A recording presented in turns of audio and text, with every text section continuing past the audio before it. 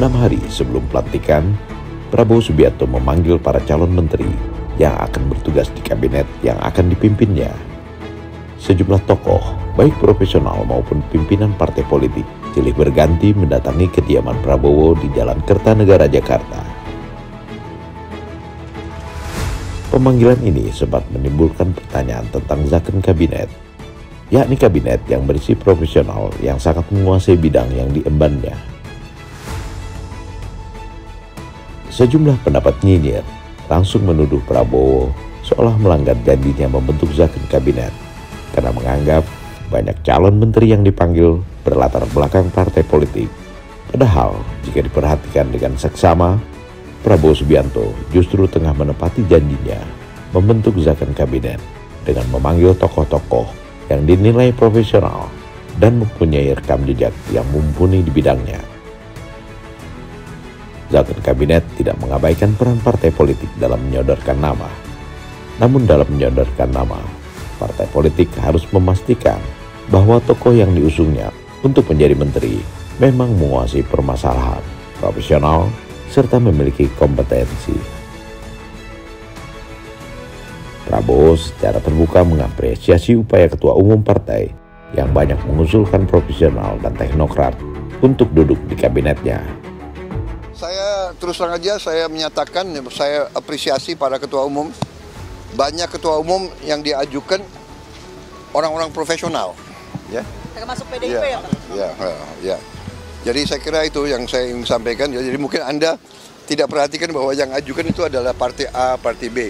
Karena yang diajukan justru orang-orang teknokrat, ya.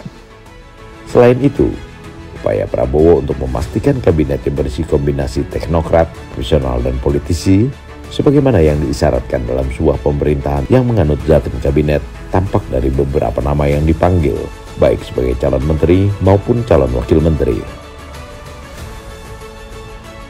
Beberapa nama yang bisa disebutkan seperti Sri Mulyani, Budi Sadikin, bahkan Rosan Ruslani adalah teknokrat dan profesional yang selama ini didukung partai politik. Sementara nama lain seperti Veronica Tan, Stella Christie adalah profesional yang memang dianggap mumpuni di bidangnya. Stella Christie misalnya adalah guru besar riset dan artificial intelligence atau AI yang malang melintang di dunia akademis. Oke, saya Profesor Stella Christie, PhD. Saya adalah dari akademisi, saya adalah profesor dan guru besar dan research chair di Tsinghua University, Beijing, China. Tentu saja saya orang Indonesia asli. Saya menyelesaikan gelar S1 dari Harvard University, gelar S2 dan S3 dari Northwestern University. Dan saya sudah menjadi guru besar di Swarthmore College, itu nomor 3 universitas paling baik di Amerika Serikat. Dan sekarang juga saya menjabat sebagai guru besar di Tsinghua University. Saya adalah ilmuwan bidang cognitive science. Cognitive science adalah mempelajari tentang bagaimana kita berpikir, jadi tentang otak dan tentang cara pikiran yang memasukkan manusia dan juga hewan dan juga artificial intelligence. Jadi ilmu saya adalah interdisiplinary. Sekian perkenalan. Itu nanti silahkan Pak Prabowo yang akan bicara langsung. Perlu diingat, Prabowo juga berkomitmen untuk melanjutkan program-program yang telah dijalankan pemerintahan Jokowi. Sehingga tidak heran jika ada 17 menteri di era Jokowi yang kembali dipanggil Prabowo. Pemanggilan ini seperti pernah diucapkan Prabowo bahwa beberapa menteri itu dinilai bekerja cukup baik selama era pemerintahan Jokowi. Dari komposisi calon menteri dan wakil menteri yang telah dipanggil ke Kertanegara, Prabowo secara tegas telah menunjukkan tekadnya untuk memimpin zakon kabinet yang akan lebih mengutamakan kepentingan rakyat daripada hitung-hitungan politik.